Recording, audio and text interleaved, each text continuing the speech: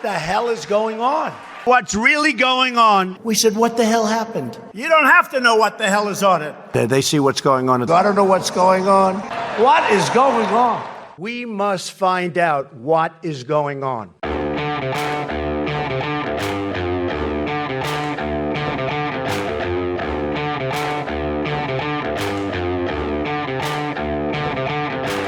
Hi, I'm Danielle Pletka. And I'm Marc Thiessen. Welcome to our podcast, What the Hell is Going On? What the hell are we talking about, Dany? We're talking about what the hell, and I mean this even more than I usually mean it here in Trump's Washington. What the hell is going on with Syria? You know, it's funny. Last week we had Karl Rove on the podcast, and we were bemoaning the fact that the only foreign policy discussion we're having now in this, as this 2020 election approaches, is about Ukraine, and it's not really about Ukraine. It was about the 2020 election and the impeachment and all the rest of it. And lo and behold, here we are a week later, and we got a real foreign policy crisis going on. We do, and one that was caused entirely by the president's actions, one where he literally snatched defeat out of the jaws of, I wouldn't say victory, but of stability. Yeah. And it is just, I can't say inexplicable because I say that too often, and I think there is an explanation, but it is so irresponsible what has happened. Well, let's talk for our listeners to explain what has happened, actually. So we have in Syria about 1,000 troops that are working with the Kurdish, the Syrian Democratic Forces, which is a force that we helped put together, largely of Kurdish fighters who bore the brunt of the battle against ISIS in Syria. President Trump likes to say that we defeated ISIS. He's right in the sense that we defeated their caliphate. We took away their physical caliphate that had grown under the Obama administration, and he successfully beat it back. He deserves a lot of credit for that. But he did it with who? He did it with the Kurds. How many soldiers did we lose? So General Votel, who was the commander of U.S. forces in the Middle East, pointed out that the Syrian Kurds did the ground fighting, and they lost about 11,000 people, had 11,000 casualties in the fight against ISIS, and we lost 6 American soldiers and 2 civilians in the battle to take away the Islamic State Caliphate. So we have a relatively happy situation in the sense that ISIS was driven out of its caliphate, but it's not defeated yet. They have 30,000 fighters. They have hundreds of millions of dollars. They have reverted into an insurgency. And so we need to keep our boot on the necks of ISIS because the lesson we learned from Barack Obama's decision to withdraw from Iraq when they only had 700 fighters and almost no money, and were really defeated in every sense of the word. Yeah. And all of a sudden, we took our boot off their necks, and what happened? A caliphate the size of Great Britain. You have a big pose going on. I'm laughing because I think that we have to go back and look whether we have a single podcast in which you have not used the expression "foot on their neck." Well, because I believe in keeping our foot on their neck. That's right. Or sometimes it's our boot. Yes, sometimes it is our boot. No, look, Marc, you described it perfectly, and I want to step back from Syria for a second because I think that we lose people's attention when we say Syria, because they're like, oh my God, those people, they keep killing each other, yada, yada, yada. And the only way that we can hope to prevail in these conflict situations, to not allow opportunities to bad guys, is by working with others. Otherwise, our military does everything. Yeah. That's what's so important about what just happened is not, okay, Syria comes, Syria go. I don't feel that way, but I get it that some people do. That's not the point. The point is that we've been working with people who have been directly supporting the national security of the American people. And specifically because Americans don't want to send tens of thousands or hundreds of thousands of troops to every battlefront around the world to fight these bad guys. These guys haven't surrendered. The terrorists, ISIS and Al-Qaeda and their affiliates around the world. Although they were in Kurdish-run prisons, yeah, many of them were captured, but they haven't surrendered, which means we all want the wars to end, but the enemy gets a vote, and the enemy has voted to continue. And so somebody's got to fight them, and so it can either be us or it can be our proxies. And what we've done fairly effectively, what President Trump did fairly effectively, and the Obama administration at the end did, is they developed a proxy army to do the fighting and to bear the brunt of the casualties and to bear the brunt of the battle. We enabled them with air power, with intelligence, with other tools that only we, the United States, can do. And so with a small number, like hell. And with a small number of those enablers, we turned the battle around. So now the Kurds, who are our allies, who took all these casualties, who did all this fighting, President Trump just gave the green light to Turkey to go in and slaughter them. And so these are not just Kurds, by the way. These are Kurds. These are Yazidis. Yeah. These are Christians. As some have said, there really is a whole mix of religions there. Sure, but the point being is that one, this has a terrible impact in Syria because unless we're going to go back in with President Trump's plan to send in thousands of Americans to fight ISIS, we got nobody guarding the prisons. We got nobody to keep ISIS down. So they are benefiting from this. And then second of all, in other parts of the world where we want to have allies do the brunt of the fighting for us, they're not going to do it because we just betrayed our allies. Right. Why would they? I think there's another interesting thing here that people haven't talked about. So I've gotten the bejesus kicked out of me on Twitter because I keep pointing out, sure, Trump's done a terrible thing. But let's not forget that Barack Obama decided not to enforce a red line he laid down, that Barack Obama didn't bestir himself from his comfy chair while 500,000 Syrians were murdered by the Assad regime, by Hezbollah, by the Russians. So and ISIS. And by ISIS. And I'm completely unsympathetic to people in the Democratic Party who have suddenly decided that they give a good goddamn about the Kurds. We already have our explicit rating, Mark, so I'm allowed to say that. Last night, I agree with you. And last night's Democratic debate, which I unfortunately had to watch because I was commenting on it for Fox News, and so instead of watching the baseball game, I spent 3 hours watching the Democrats. Go Nationals, by the way. But look, one of the things that I was absolutely shocked by was how all the Democrats on that stage were channeling their inner neocon. Oh, yeah? Beautiful. Joe Biden, when they brought up this whole situation, Joe Biden said, this was the most shameful decision by any president in modern history, and all of our commanders are ashamed of the president of the United States. And I sat there thinking, the chutzpah it takes for Joe Biden, the vice president of Mr. Redline. Of not just Mr. Redline, but Barack Obama, who withdrew all of our forces from Iraq and allowed the resurgence of ISIS to begin with against the advice of our military commanders to say that. Yeah. You were there. Absolutely where were stunning. All these people? No. You could take every quote from every Democrat criticizing Donald Trump today and apply it to Barack Obama in Iraq in 2011. It would be just as appropriate. Let me make another point that I think is very worth making. One of the things that we were told very, very, very aggressively when we called on the Obama administration to do more to protect the Syrian people. Remember, he weirdly went in and supported NATO operations in Libya to protect the Libyan people and seemed not to give a damn in hell for the Syrian people, which I found inconsistent and inexplicable. But we were told repeatedly, it's too dangerous for us to go in. We can't even create a no-fly zone. That'll be too dangerous for us. The Russians have created a no-fly zone in Syria in the last 3 days. I mean, every one of these claims was spurious, shameful rubbish. So let's talk about the president's arguments here. Because the president says, I campaigned as a non-interventionist.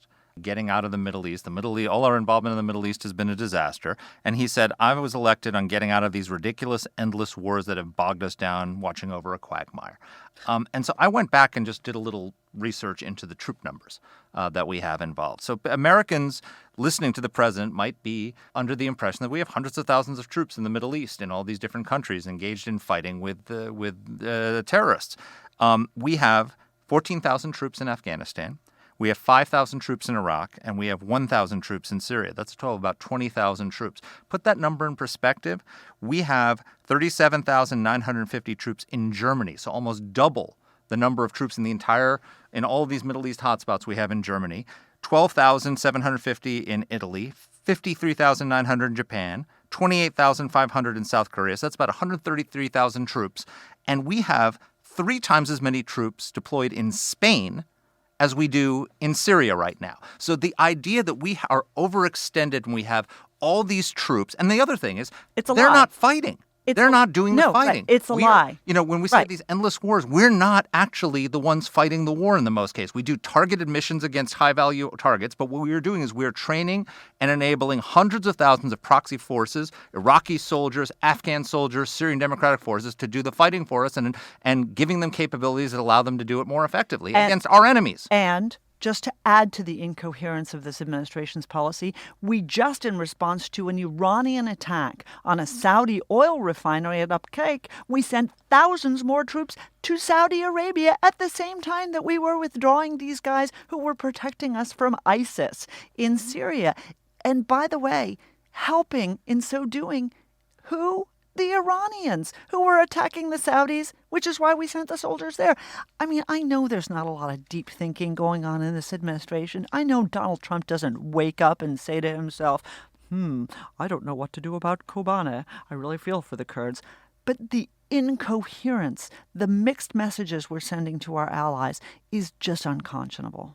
I couldn't agree with you more. And look, the reality is that one thing I'm very proud of is that a lot of conservatives up on Capitol Hill and other places have spoken out against what the president is doing, I think, very courageously. Because when Obama was pulling out of Iraq so many years ago, where were all these Democrats saying, Mr. President, this is a terrible idea? All these latter-day, commanders in chief. Mitch McConnell's been way out front on this. Lindsey Graham, a lot of members of the House. I've been very, very happy, and I hope they keep their voices up. Absolutely. Well, we've got a great guest to talk to us about this today. Michael Rubin is a scholar here at the American Enterprise Institute, and he is actually he's an expert on Turkey. He's an expert on the region, but he's also spent multiple visits into northern Syria, where he's been on the front lines with the Kurds.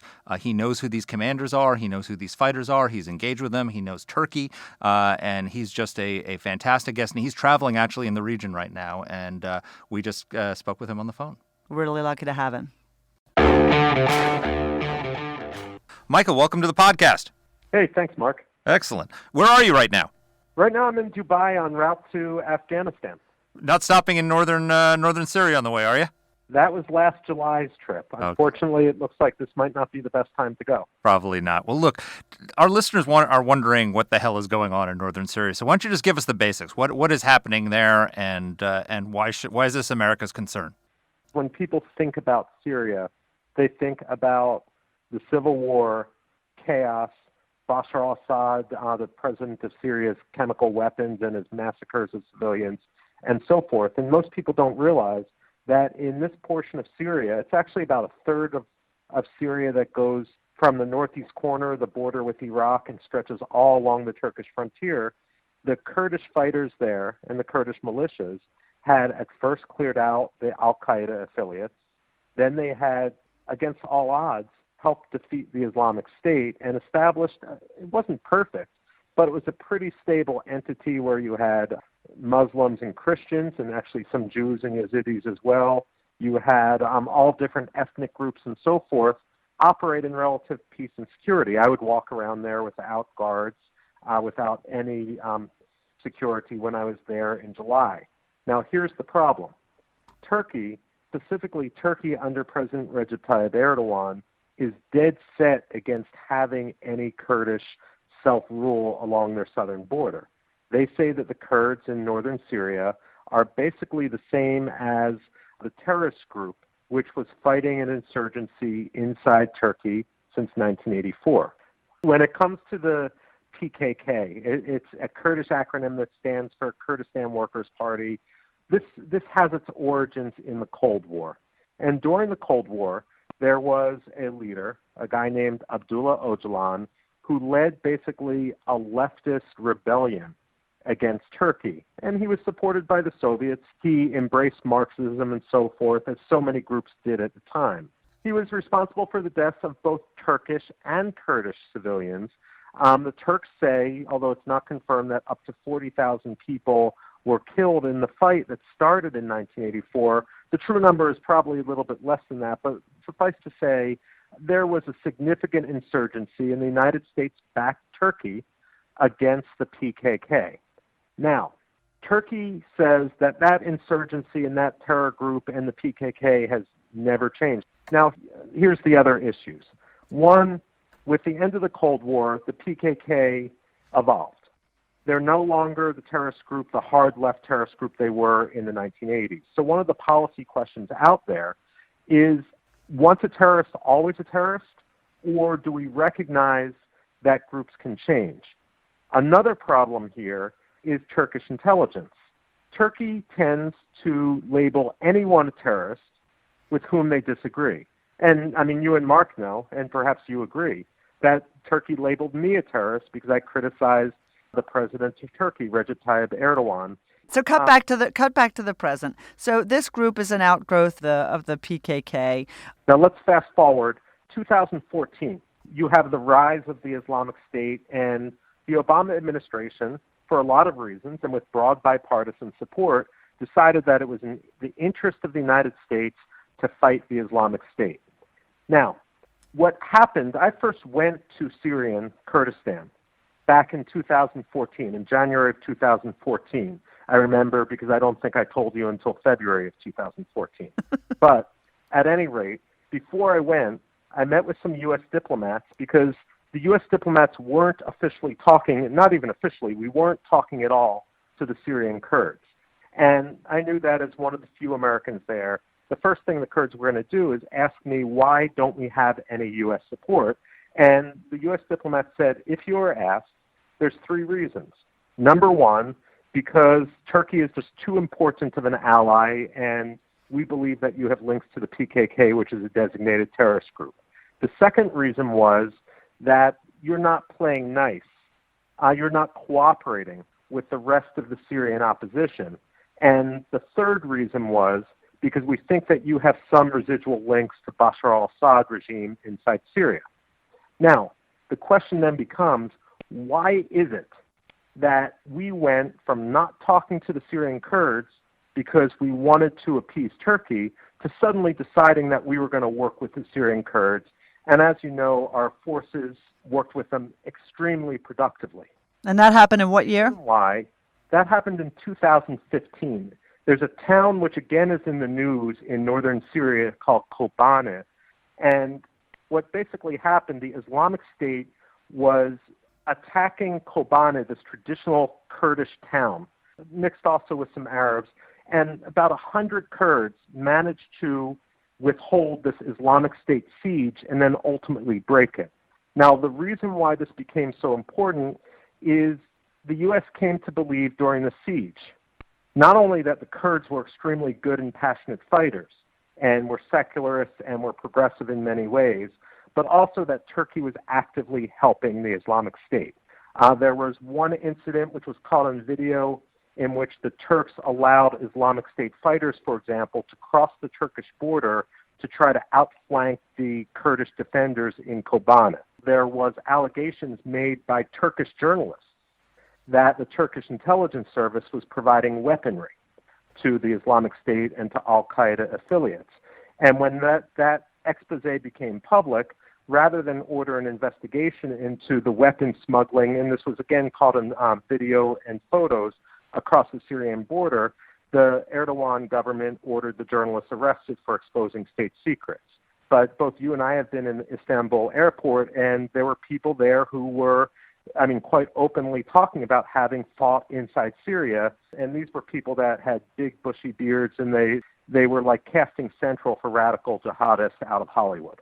And they were actively fighting in the Islamic State. The Turks were providing medical care to the Islamic State, and you can say from a humanitarian basis, if someone comes across your border wounded and seeks medical attention, you should help them, and that's true.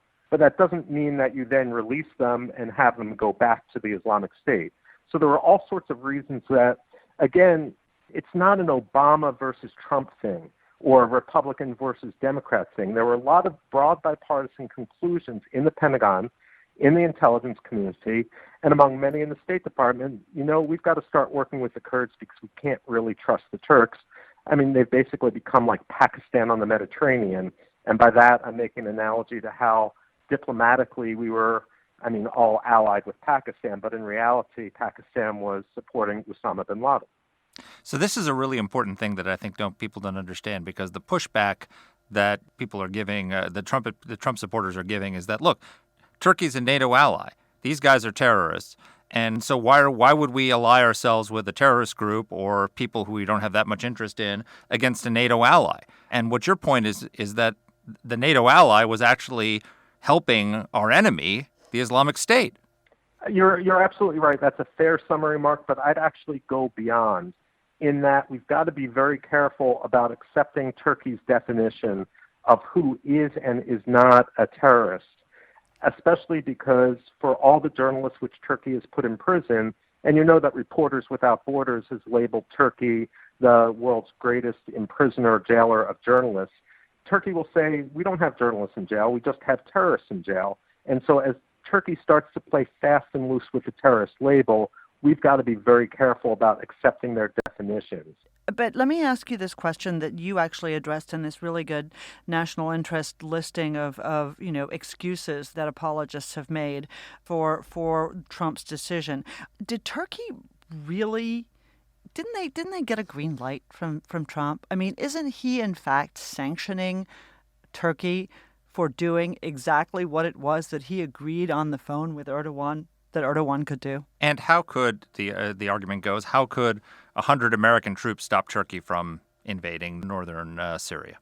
Well, okay, there's two different questions there. I think it's fair to say that Trump gave Turkey a green light.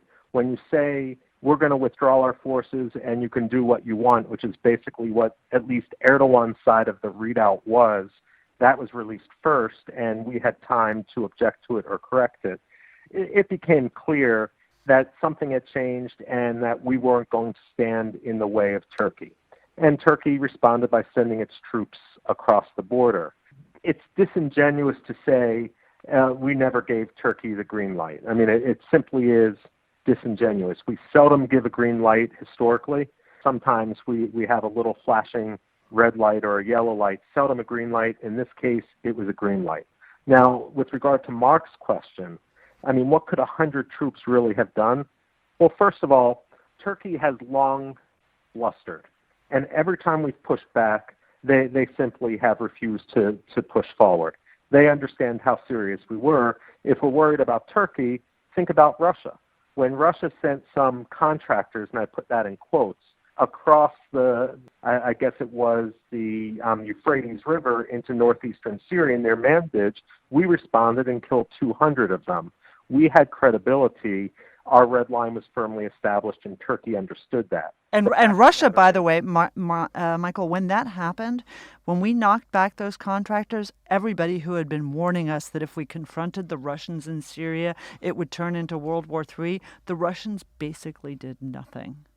They did nothing. And the other thing, and this is what really bothers me, especially for those who say, I mean, we can't be fighting forever wars. We can't play fast and loose with our military deployments, having them all over the globe. The 100 troops in Syria or so, they were amplifiers. They were there in order to partner with the local forces, and basically by having them there, by having that intelligence liaison, by having that training relationship, we were able to forestall a far greater deployment if our goal was to A, stabilize the region, and B, prevent the Iranians and other bad actors from regrouping, the Islamic State regrouping the Iranians to form a land bridge. So we have to understand there's a difference between putting our troops everywhere in the globe and forming these tight partnerships so that we don't have to. I mean, one of the things that I think many people should be aware of is when they say that we have too many allies or that we shouldn't have our forces all over the place. Trump's actions are doing more to delegitimize that argument than anything else, because by embracing the theory of Rand Paul, we're seeing just how unstable the world can become. So let's go to the big picture here. So Trump just did a press conference with the Italian president, and he basically said, look, because the Syrian forces have just entered Kobani, that town that you were telling us about, which was liberated from ISIS. And he basically said, look, what does this have to do with the United States? Syria doesn't want Turkey to take its land. Turkey's trying to take some of its land. Are we supposed to fight a NATO ally to help Syria, a country we don't like, protect its land? Like, why? What does this have to do with America? Why should we be in the middle of all this? Well, the big picture, this goes back to that broader question. When we talk about Turkey as a NATO ally, are we talking about Turkey the way it was 20 years ago, or are we talking about Turkey today?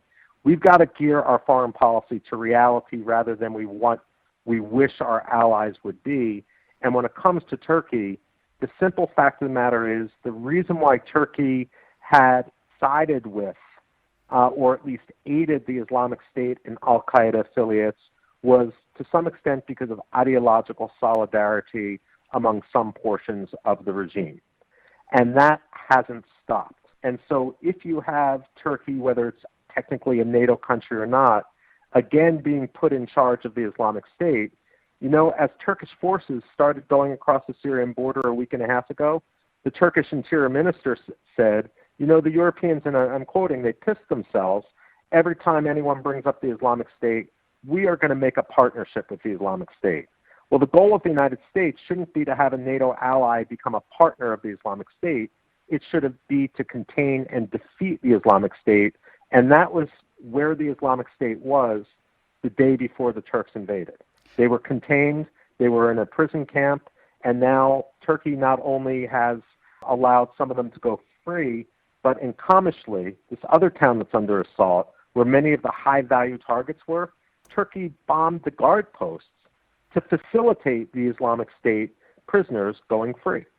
So let's talk about the broader question of whether we have interests in Syria.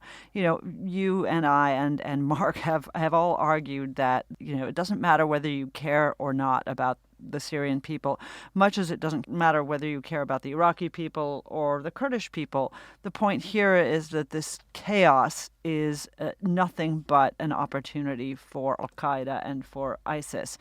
Is that a fair argument?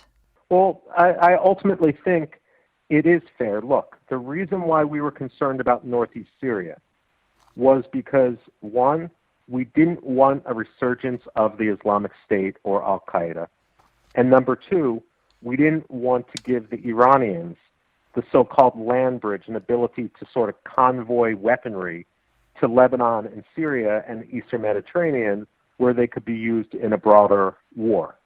And so Trump's deal with Erdogan has undercut those two security imperatives of the United States. That's what's so unfortunate. Now, when Trump talks about we don't want to be engaged in forever wars, this isn't Afghanistan. This isn't even the Philippines. The fact of the matter is those 100 forces there were very secure. The Syrian Kurds were the group that I've had U.S. Special Force operators and so forth say the only indigenous group they've ever really trusted to watch their backs. And now that's gone.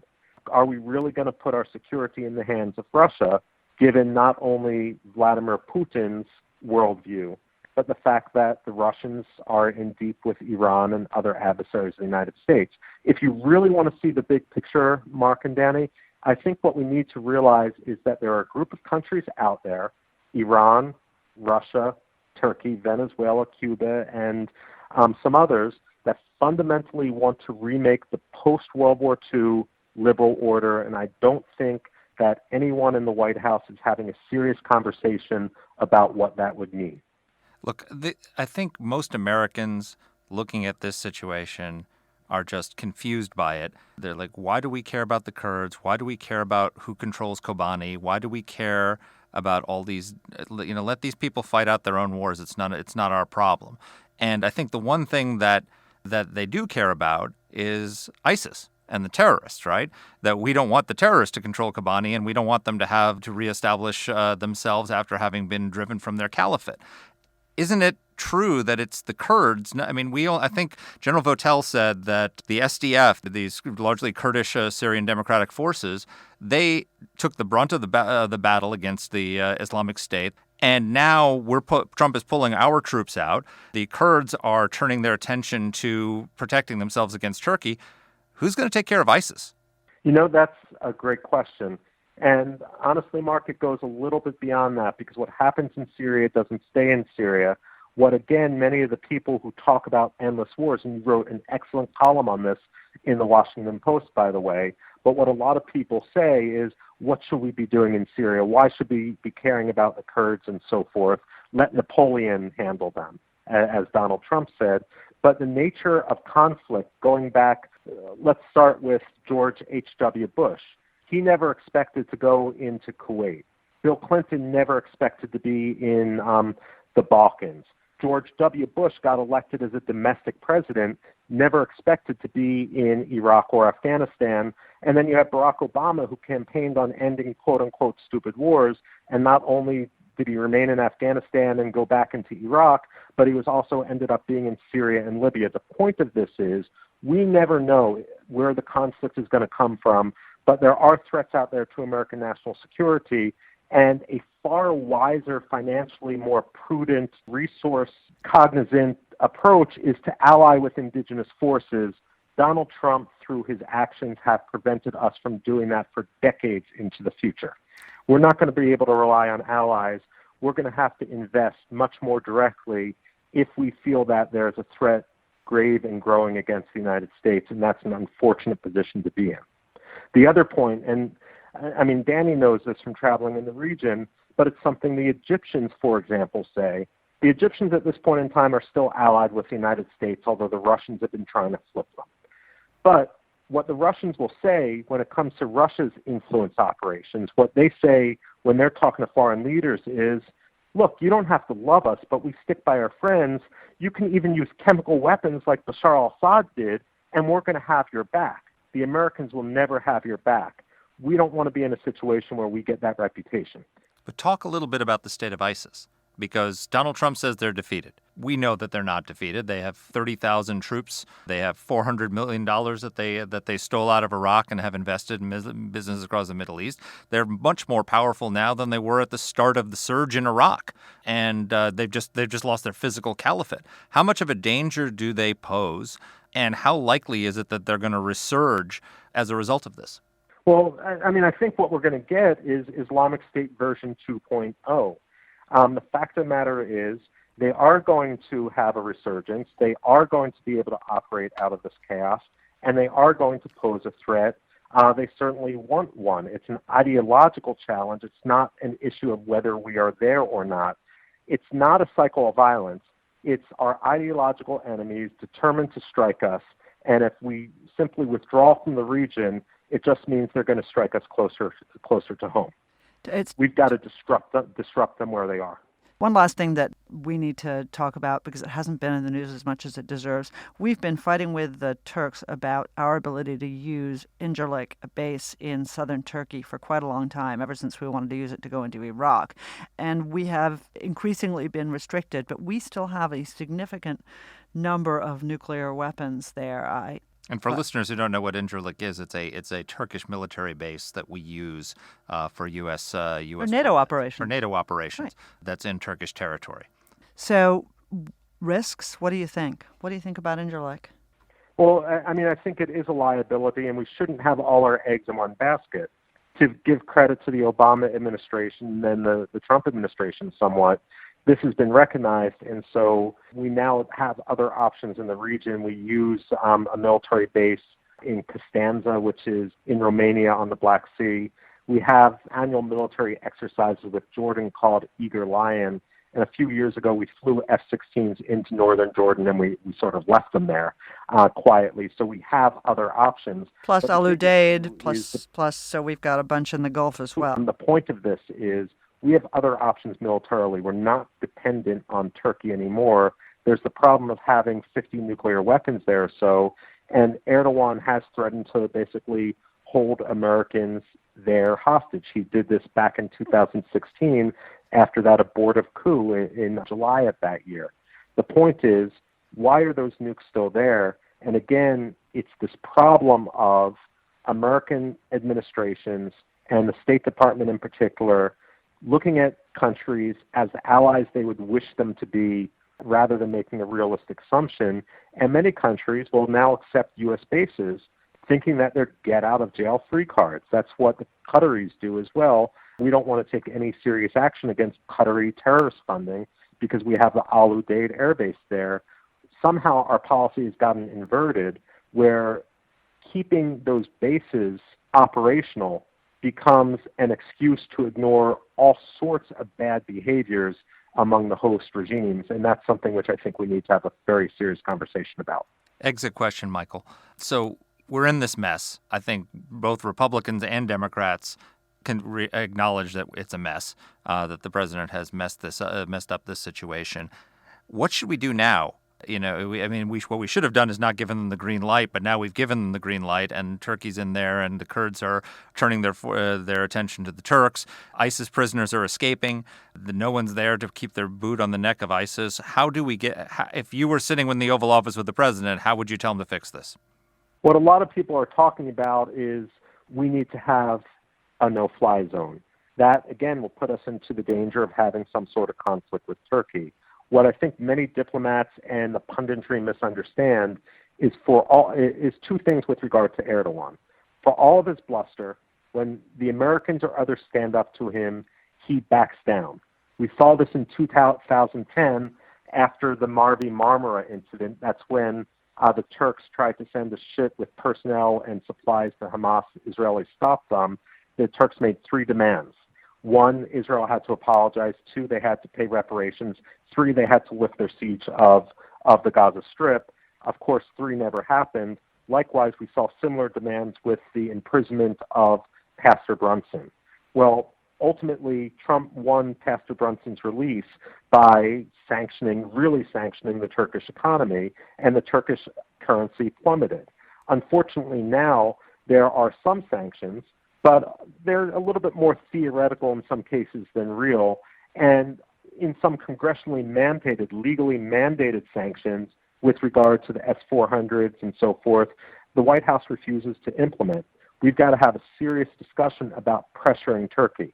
The converse of this, just very quickly, is when we do make concessions to Turkey. Some people say, hey, Turkey's an important NATO ally. We've just got to bite our tongue and do what Erdogan wants. Ultimately, that doesn't appease Turkey. It simply encourages Erdogan to make greater demands, and that's the dynamic we're in right now. All right. Well, Michael, thank you so much for joining us today and explaining all of this to us. And Safe travels. Safe travels. Hey, thanks. Thanks a lot. Well, that was a great discussion. And look, the reality is we have a mess, and we need to fix it, and I'm not quite sure how to do it. What do you think, Dany? It's the right question. And, Mark, we talk about this too much, but I'm going to do it again.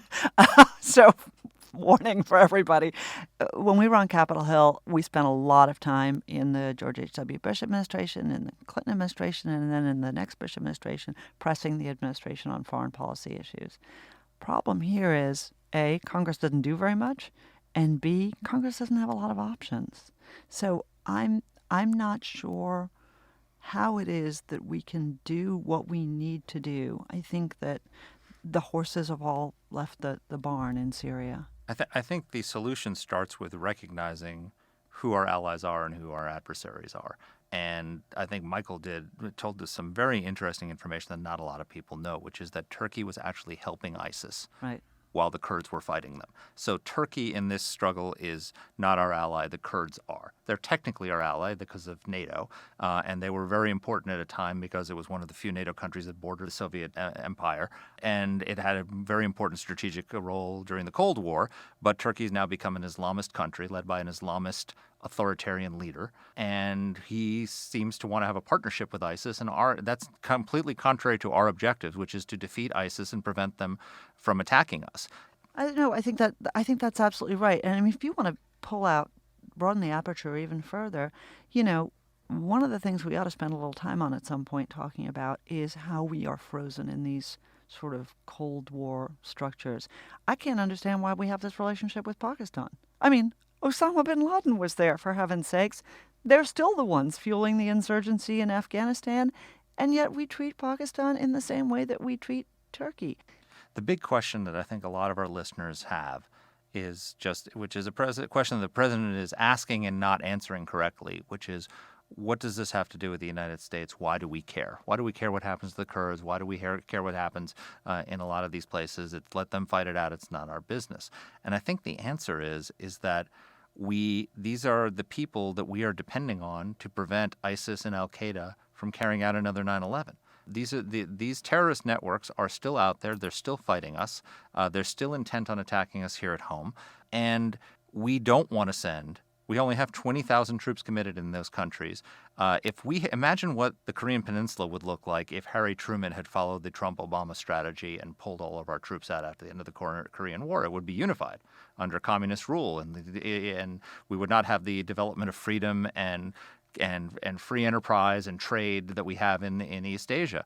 The reality is that if we want to keep these people down, these terrorists down, without having to send a lot of troops around the world, we need allies. We need proxy fighters to do the job for us, and that requires some level of U.S. support and commitment. Nobody's going to fight for us if we, at the first sign of trouble, we go running for the hills and let them be slaughtered. The Afghan National Security Forces aren't going to fight for us. The Iraqis are not going to fight for us. The Kurds are not going to fight for us. The Kurds are not going to fight for us.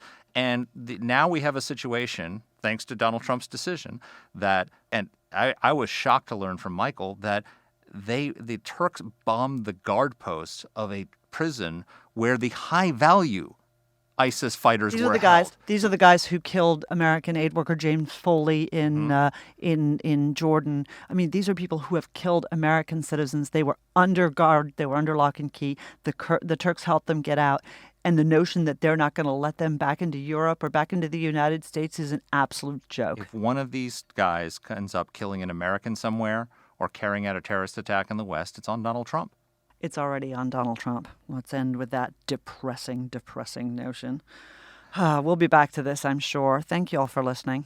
And our team here at AEI is Alexa Santry, Matt Weinset, Jen Moretta, and Macy Heath. Let us know what topics you'd like us to cover. You can get in touch with the show by emailing us at whatthehell@aei.org. Or you can reach us on Twitter. I'm at @dpletka. And I'm at Marc Thiessen. That's Mark with a C.